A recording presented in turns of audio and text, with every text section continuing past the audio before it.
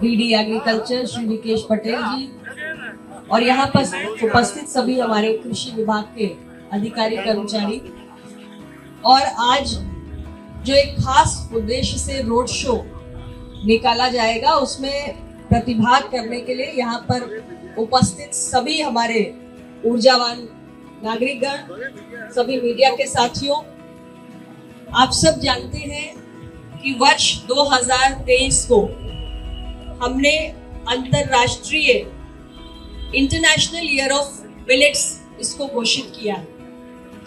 और इस वर्ष में हमारी कोशिश है कि पूरे देश के अंदर जो श्री अन्न है, जिसे हम मोटा अनाज कहते हैं, ज्वार, बाजरा, रागी, सावा, कोदो, इसके खेती को कैसे और भी ज्यादा प्रोत्साहित किया जाए, इसको बढ़ावा दिया जाए, ये प्रयास किया जा रहा है। प्राचीन भारत में मोटे अनाज की खेती का क्षेत्रफल बहुत व्यापक हुआ करता था, लेकिन धीरे धीरे समय के साथ मोटे अनाज की खेती का जो क्षेत्रफल था वो घटता गया।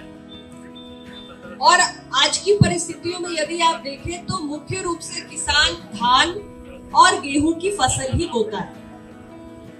मोटा अनाज यानी श्री अन्न, ये प्राचीन भारत में लोगों की दैनिक आहार का हिस्सा हुआ करता था और बहुत ही स्वास्थ्यवर्धक है।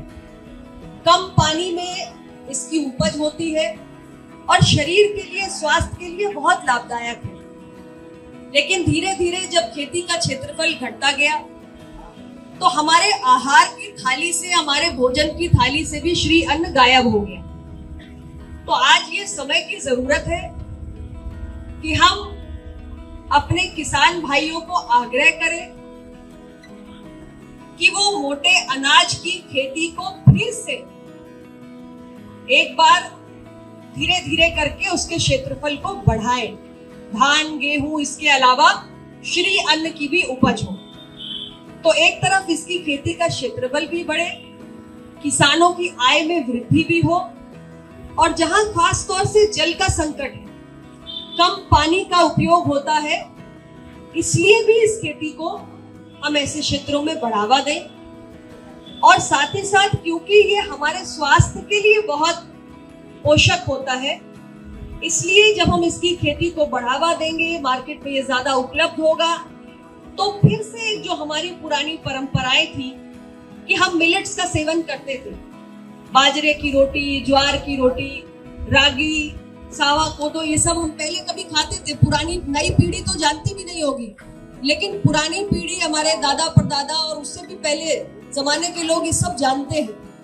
तो इसको फिर से एक बार नई पीढ़ी को भी एक उनकी आदत में, उनकी थाली में इसको शामिल किया जाए, इसका प्रयास हमें करना है। और इसके लिए ही आज ये पूरा रोड शो, ये जागरूकता रैली निकाली जा रही है।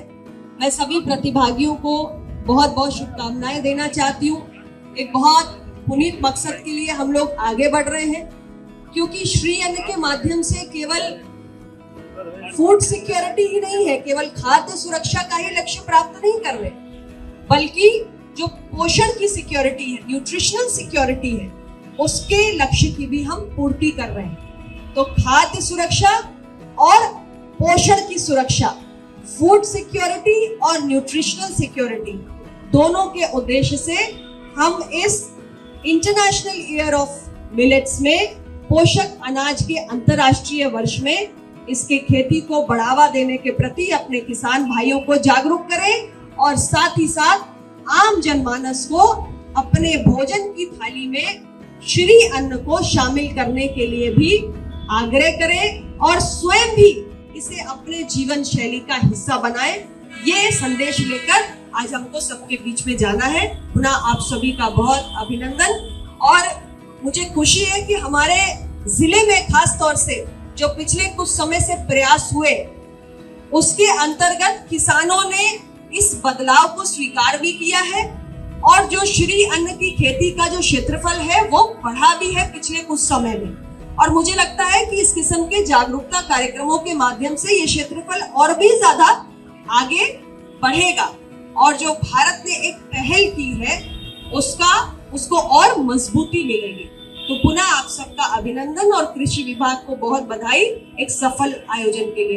बहुत बहुत धन्यवाद।